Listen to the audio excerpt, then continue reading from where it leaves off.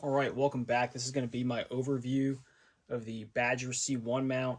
I'm going to call this kind of return of the Badger mount because I previously had this mount and then I went through a period of time where I swapped it out for a Reptilia mount, which I really liked. There's a lot of benefits to that mount that I'll talk about in this video a little bit.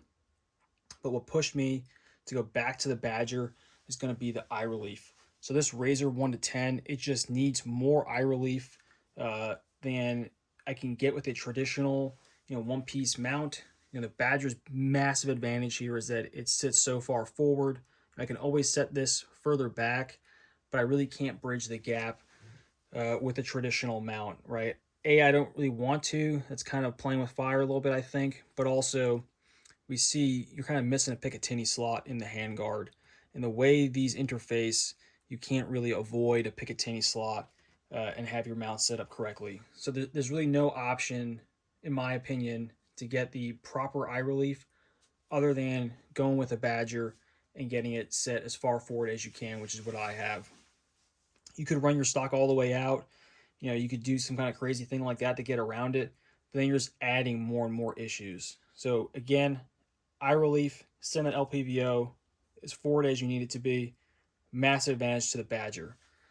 Other things that are pretty awesome about it are going to be you got 2 points for your offset red dots. You can do loophole delta point pros. You can do RMRs. You can do acro. You can do T1s. You can do a T1 on the top. They have mount for that now too. You can do all kinds of stuff. I'm using this bubble level, which is pretty cool. It's very well designed. They use a BB instead of just the bubble. And what I really like about it is that we can see it has this kind of oval here.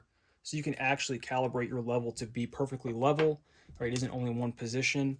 And then we'll see here, right? It does not stick out any farther than the brightness adjustment does. So it's not hanging off your gun. It's still visible. You can look down at it real quick when you're shooting. I just think this is a really well designed piece of equipment, and that kind of like does it for me. I'm like, yep, this is pretty cool. Like, good job, Badger. That's awesome. Some things that I don't think are super awesome. It's going to be the design of this RMR plate. So this is where I come back to that Reptilia mount. Their top ring on a Geyser on their own mount, it sits lower, so I'm not getting this kind of massive, rise over the turret. I would like this to sit lower. You're going to definitely notice it as the shooter. Right now, just looking at it, it doesn't seem that high. But when I go from a Reptilia mount to this, I do notice that this sits higher.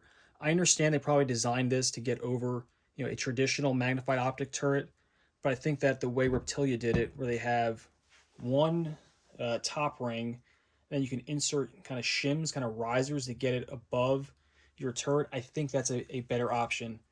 Does it cost more? Do you need more pieces? Yeah, probably. But I would rather have kind of an optimum solution than kind of one size fits all. And when I look at kind of the modularity of the C1 system, I would like to see a different plate available. I mean, there's already 110 other pieces for this. Like, why not make me a thinner plate if I want it? Hey, shout out to keeping stuff forever. This plate and top ring I still had in my gearbox from years ago when I had this 34 millimeter setup. So here I am. I have it again. It was just ready to go.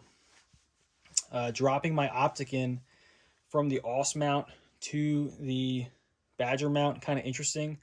I think I only put like about a half a mil up, down, left, right in the whole zeroing process, which kind of goes to show if you buy a quality piece of equipment, it's going to be very consistent, and they kind of all perform at a very high level, and they all do things correctly if you do your job by mounting it correctly, torquing it correctly, all that good stuff.